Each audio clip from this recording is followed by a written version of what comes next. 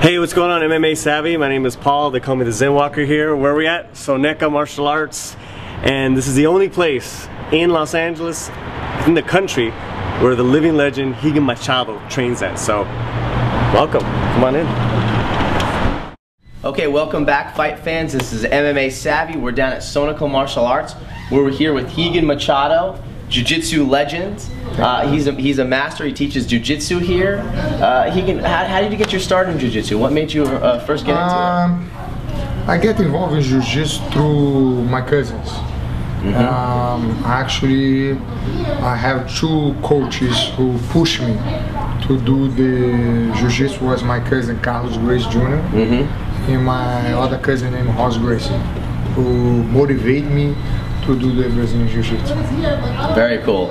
And I'm sure you were watching, I think in 1993 when Royce Gracie won the first UFC, and that really brought Brazilian Jiu-Jitsu on the map. I agree 100%. I think the UFC was the start of a big explosion for Brazilian Jiu-Jitsu. I think, I remember the time, everybody want to train Brazilian Jiu-Jitsu. Still today, a lot of people realize how important it is to know the Brazilian Jiu-Jitsu for mixed martial arts, because it's the puzzle who was missing. Yeah, I mean, really, everybody has to have a jiu-jitsu background to even be able to step into the octagon. So let's go back to talk about your 8-time-in-a-row champion in Brazil. Yeah, I've been doing jiu-jitsu for over 30 years right now. I've been living here for the last 18 years. In Brazil, I have a good record for 8 years competing with no loss. Wow, that's pretty serious, viewers. So, you know, how do you feel about the current state of MMA? Do you still watch all the events that come out, UFC, Strikeforce, everything, or are you more just into jiu-jitsu tournaments? I love everything. I'm addicted to the UFC. Okay, good. So we're away.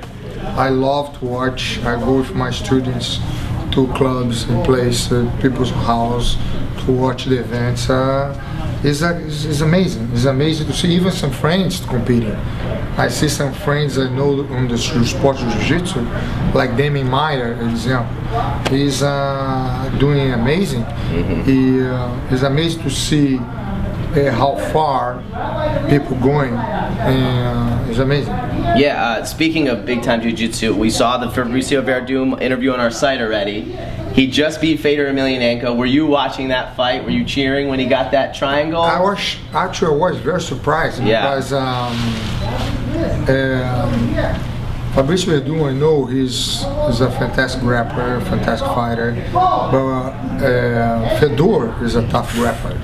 If Fedor have a background in Sambo, I was surprised because I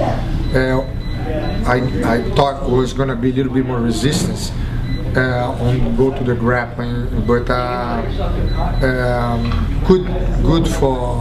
was a good fight. I was very surprised and very happy for Brazilian Jiu-Jitsu. Yeah. Do you have any favorite fighters right now in the UFC that you love to watch, that you cheer for? I mean, I know you mentioned Damien Maia. He probably will get another title shot maybe in the next year if he keeps winning. Any other guys you always follow, you really love? Yes. I like Rigan Couture. Is one of my favorite fighters. George St. Pierre is amazing. Is amazing. I like the people who's simple and not too much talk and go and do his business. I like that's some of my favorites. BJ Payne is one of the guys I like to watch. But so many great fighters. The new heavyweight Velasquez. For me, he's a very impressive heavyweight champ. I think he's going to be a champion for a while. That's the people I'm more attracted to watch competing in the UFC.